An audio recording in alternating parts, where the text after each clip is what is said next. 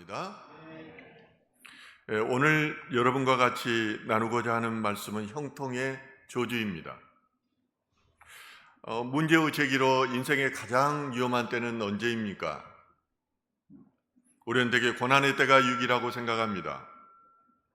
사업이 망했을 때, 그리고 병이 걸렸을 때, 사람과의 관계가 깨어졌을 때 우리는 하나님을 간절히 찾습니다.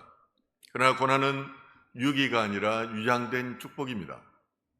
고난을 통해서 하나님을 만나게 되고 하나님의 섭리를 깨닫게 되는 것입니다. 특별히 고난 가운데 있을 때 우리는 예수 그리스도의 십자가를 가슴으로 느낄 수가 있습니다. 그리고 그 구원의 은혜에 감사하게 되는 것입니다. 그러면 인생에서 찾아오는 가장 위험한 때는 언제일까요? 인생에 있어서 진짜 위기는 모든 것이 잘 풀리고 삶이 평온해진 형통의 때인 것입니다. 형통함이 영적으로 게을러지고 그래서 말씀과 기도를 멀리하게 됩니다. 그리고 하나님을 잃어버리며 결국은 죄를 짓게 되는 것입니다.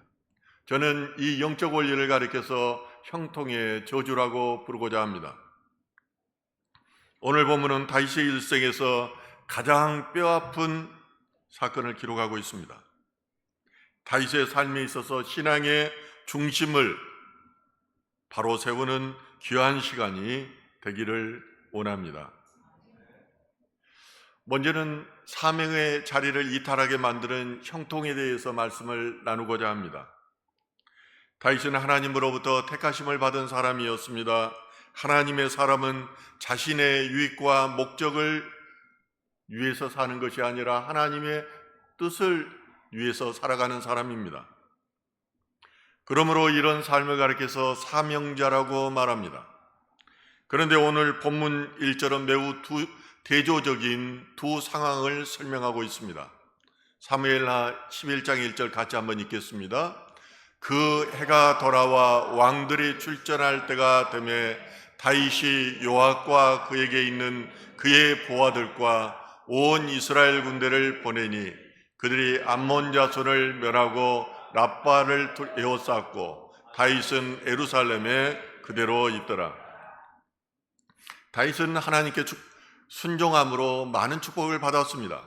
군사적으로 싸움에 나갈 때마다 승리했습니다. 정치적으로 승리했습니다. 그러므로 이스라엘은 번영을 하였고 계속해서 영화를 누리게 되었습니다. 신앙에 있어서의 문제는 바로 이처럼 어려움이 없고 모든 일이 잘 풀릴 때 찾아오는 것입니다. 성경은 왕들이 출전할 때가 되매 다윗은 예루살렘에 있었다고 대조적으로 말합니다. 당시 왕은 우기가 끝나고 이제 봄이 되면 군대를 이끌고 전쟁에 나가는 것이 당연한 사명이었습니다. 그러나 이제 다윗은 전쟁터에 나가지를 않습니다. 왜냐하면 자신이 없어도 승리할 만큼 자신이 있었고 군대가 강력해졌던 것입니다. 그러나 다윗이 자신의 사명을 의식했다면 여호와가 그의 부하들을 전쟁터로 내보내놓고 그는 낮잠을 자지 않았을 것입니다. 성전에 가서 기도하고 하나님께 영적 전투에서 승리하도록 그렇게 매달렸을 것입니다. 그러나 다윗은 사명의 자리를 회피했을 뿐만 아니라 기도의 자리에도 나가지 않았습니다. 이처럼 다윗이 영적 나태함에 빠졌을 때 마귀가 안목의 정력으로 저를 유혹합니다. 사무엘하 11장 2절은 그것을 말합니다. 저녁 때에 다윗이 그의 침상에서 일어나 왕궁 옥상에서 거닐다가 그곳에서 보니 한 여인이 목욕을 하는데 심히 아름다워 보이는지라. 다윗이 낮잠을 자고 늦은 시간에 일어나서 한가하게 왕궁 옥상을 거닐고 있었습니다. 그때 그의 눈에 목욕하는 여인 밧세바가 들어왔는데 그녀를 보는 순간 안목의 정력이 저를 사로잡아 버립니다. 죄는 보는 것과 듣는 것을 통해서 들어옵니다. 그런데 가장 강력한 효과가 있는 것이 보는 것입니다. 그래서 TV를 볼 때도 마귀가 그에게 들어오는 경우가 있고, 그리고 폭력적인 장면, 살인하는 장면을 통해서 저의 영을 사로잡아 버리기도 하는 것입니다. 한순간에 제가 들어오면 마귀는 온 신경이 죄를 짓도록 저를 유혹합니다. 중요한 것은 보는 것이 아니라 머무는 것이 죄입니다. 다윗은 밧세바를 보았을 때 고개를 돌려야만 했습니다. 사단이 그의 마음속에 죄된 생각을 넣어주더라도 그 생각이 머릿속에 둥우리를 치지 않도록 하였어야만 했습니다. 창세기 4장 7절에 하나님은 가인에게 죄가 문 앞에 엎드려 있다고 말합니다. 하나님은 아벨의 제사를 받으셨으나 가인의 제물을 받지 않으셨습니다. 이로 인해 가인은 분노하고 시기하는 마음이 그에게 가득하였습니다. 이 모습을 보고 하나님께서 뭐라고 말합니까? 제가 먹이를 덮치려는 사자와 같이 문 앞에 웅크리고 있다는 것입니다. 영적인 다른 표현으로 말하면 마귀가 너를 삼키려고 지금 노리고 있다는 것입니다. 오늘 본문은 제가 어떤 상황에서 어떻게 우리 안에 들어오고 죄의 결과가 어떻게 비참함을 가져오는가에 대해서 말해주고 있습니다. 본문 2절은 그가 옥상에서 한 여자가 목욕하는 것을 내려다 보았다고 말합니다. 3절은 그 여자가 누구인지를 알아보게 했습니다. 4절은 다윗은 사람을 보내어 그 여자를 데려왔습니다. 5절은 얼마 후 그 여자가 임신하였다는 소식을 듣게 됩니다. 만약 밧세바가 임신하지 않았다면 죄는 조용히 묻혀졌을 것입니다. 그런데 죄는 반드시 경과를 동반하며 그에 따른 책임을 묻게 됩니다. 다윗은 형통할 때 죄를 지었습니다. 자신이 왕이므로 이 정도 죄를 지어도 괜찮다고 생각했습니다. 형통함이 자신의 정욕에 그 정욕을 정당화하는 도구가 될 때 그것은 이미 축복이 아니라 저주인 것입니다. 지난 2024년 12월 3일 발생한 비상경험으로 인해 수많은 국민들이 심리적인 공황 상태에 빠졌습니다. 나라는 심각한 위기에 처하게 되었습니다. 이 쿠데타의 원인을 찾다면 그것은 사람 안에 있는 교만입니다. 자신은 힘을 가진 대통령이기 때문에 이 정도의 편법과 불법은 문제가 없다고 생각했습니다. 도도히 흐르는 역사의 정의와 하나님의 공의를 외면해 버린 것입니다. 그러므로 우리는 형통할 때 깨어 있어야 합니다. 이 형통이 하나님으로부터 온 것임을 알고 감사함으로 하나님 앞에서라는 고람되오의 신앙을 가져야 한다는 것입니다. 이것이 진정한 신앙인의 겸손입니다. 두 번째는 양심을 마비시키는 자기 합리화에 대해서 오늘 본문 6절에서 11절까지 말씀하고 있습니다. 제가 직장 생활을 할 때 들어보니까 죄를 지은 사람들은 모르는 곳에서 전화만 와도 깜짝깜짝 놀란다고 합니다. 죄를 지은 사람들은 죄가 드러나지 않아도 양심이라는 것이 자기 안에 있어서 자기를 찌르기 때문에 그로 인해서 얼굴이 찌그러지고 늘 불안해하는 모습을 저는 보았습니다. 또한 하나님께서 죄를 다 용서하셨으니 더 이상 나에게는 잘못이 없다고 말하는 사람도 있습니다. 그러나 죄를 지었으면 하나님과 별도로 피해자에게도 용서를 구해야 합니다. 이것이 바로 죄책입니다. 마태복음에 나오는 마른 무화과나무 사건은 단순한 기적 이상의 깊은 상징적 메시지를 담고 있습니다. 예수님께서는 멀리서 잎사귀는 무성했지만은 열매가 없는 무화과나무를 보시고 저주하셨습니다. 여기서 잎사귀는 우리의 삶을 보여주기도 합니다. 교회 나올 때는 외식으로 아름다운 옷을 입고 경건해 보이고 거룩해 보이지만은 그것이 종교 행위일 수가 있다는 것입니다. 무성한 잎사귀는 사람들에게 나는 잘 믿고 있다는 착각을 주고 심지어 자신들의 죄와 유선을 가리는 도구가 되기도 합니다. 진짜 문제는 뿌리가 말라가는 영적 과정이 있습니다. 마음속에 욕심과 더러운 생각을 고집하면 성령님을 계속 슬프게 하고 결국 영혼은 뿌리로부터 썩어가게 된다는 것입니다. 죄를 지은 다윗의 영혼이 이처럼 뿌리부터 말라가고 있었습니다. 밧세바가 임신했다는 소식을 들은 다윗은 이를 덮기 위해서 전장에 있는 장군 우리아를 불러들입니다. 밧세바의 남편 우리아에게 자신의 아내와 잠자리를 갖게 함으로 임신한 아이가 우리아의 아이인 것처럼 그렇게 꾸미려 한 것입니다. 다윗은 우리아를 융숭하게 대접했습니다.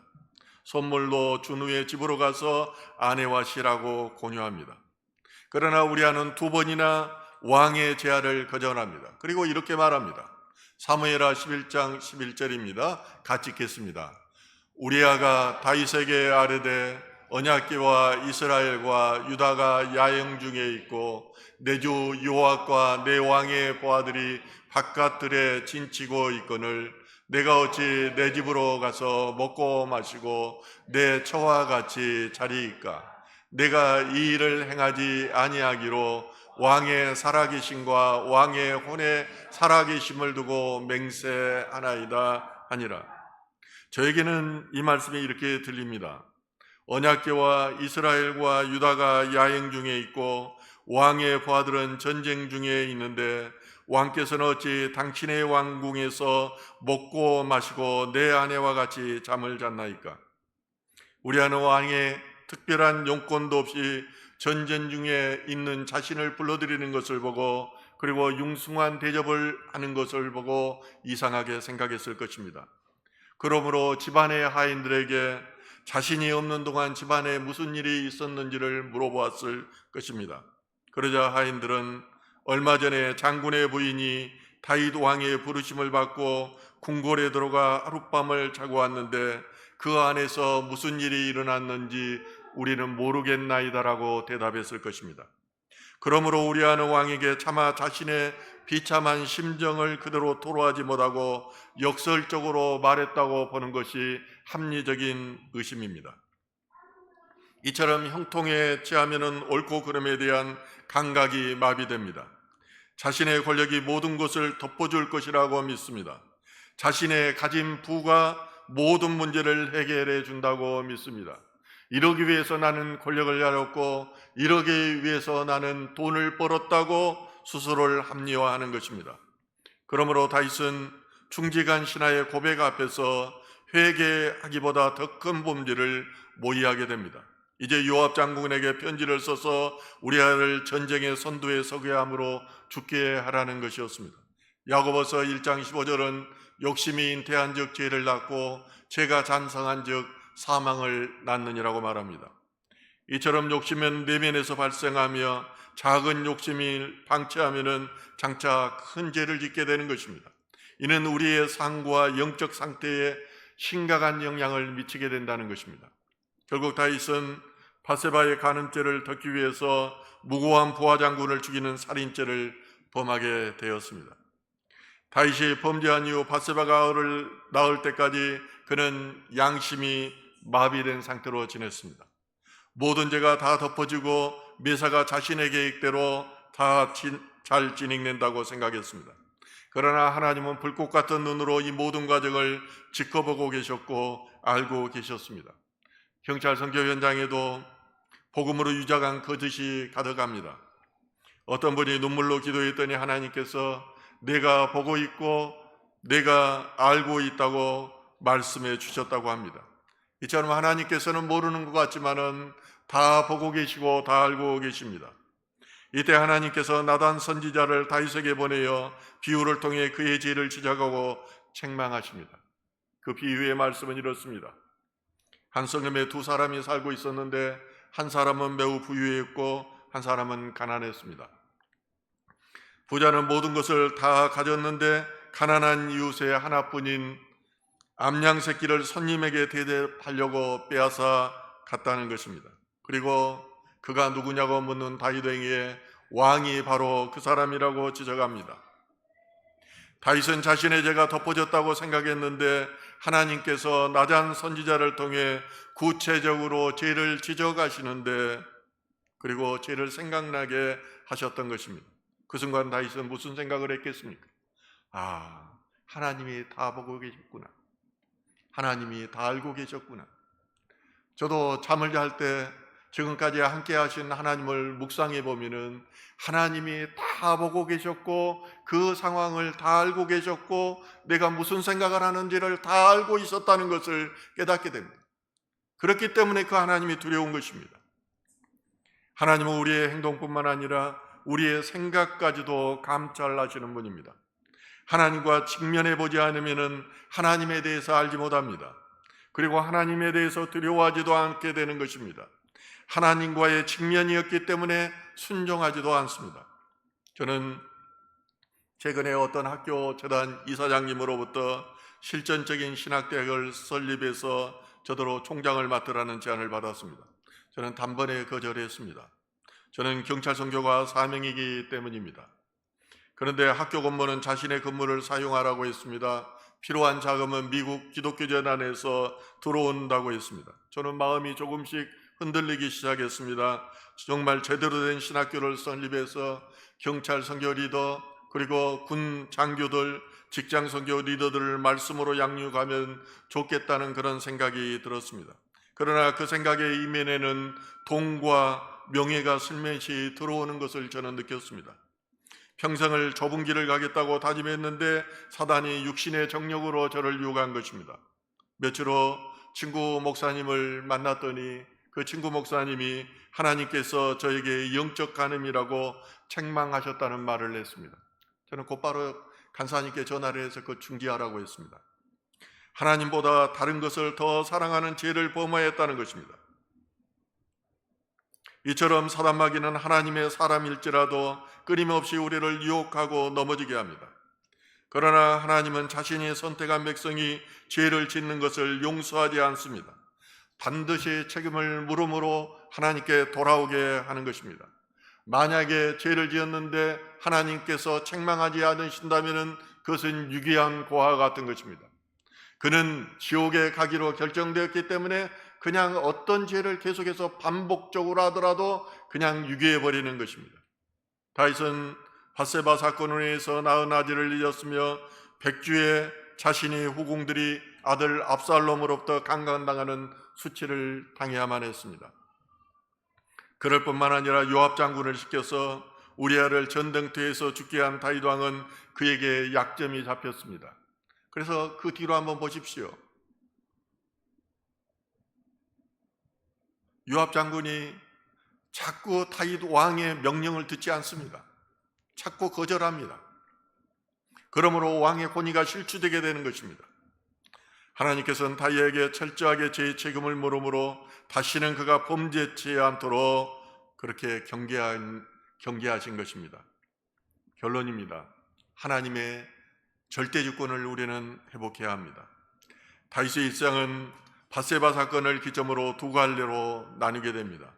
밧세바 사건 이전에 다윗이 승승장구하는 정복군주였다면 그 이후에 다윗은 철저한 자기 부인과 나다짐의 모범이었습니다. 다윗은 나단 선지자의 책망을 들은 후에 그를 죽여버릴 수도 있었습니다. 그를 죽여버리면 비밀이 감추어지기 때문입니다. 그리고 자기 약점도 없어지고 왕의 권위도 계속해서 세울 수 있기 때문입니다. 사울왕은 그러나 사무엘 선지자의 지적을 받았을 때 변명으로 일관합니다. 그렇지만 다윗은 이렇게 말합니다. 사무엘하 12장 13절입니다. 다윗이 나단에게 이르되 내가 여호와께 죄를 범하였노라 하며 나단이 다윗에게 말하되 여호와께서도 당신의 죄를 사하셨나니 당신이 죽지 아니하려니와. 다윗은 즉시 자기를 부인하여 철저하게 낮아진 것입니다. 자신의 내명을 하나님 앞에 완전히 쏟아냈고 용서를 구했습니다. 시편 51편에 내가 죄악 중에서 출생하였음이라며 고백합니다. 그의 근본적인 무력함을 인정한 것입니다. 왕이었던 다윗에게 이제 더 이상 나는 없고 오직 여호와 하나님만 있었습니다. 절대 절망한 것입니다. 그러자 하나님께서 나단 선지자의 입술을 통해서 뭐라고 말합니까? 너의 죄를 사한다. 이처럼 우리가 하나님 앞에 절대 절망할 때 하나님께서 우리를 만나주시고 용서해 주시는 것입니다. 과거에는 나중심으로 살았다가 절대 절망하여 영혼의 어두운 밤을 걸을 때 하나님께서 손을 내밀어 주십니다. 이것이 하나님 나라의 신비이고 하나님을 만나는 비결입니다. 그러므로 하나님을 체험을 얻기 위해서는 나는 죽고 예수로 살아야 합니다. 하나님의 절대 주권을 회복해야 한다는 것입니다. 세상의 형통은 내 계획에 차질 없이 계획대로 잘 진행되는 것을 말합니다. 내 인생 라이프 그 플랜을 세웠을 때 그 계획도 전부 이루어지는 것을 말합니다.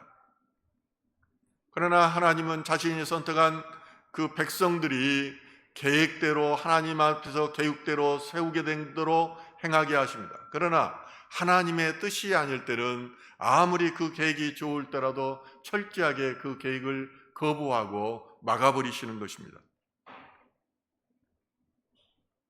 성도 여러분, 형통은 그 자체가 나쁜 것이 아닙니다.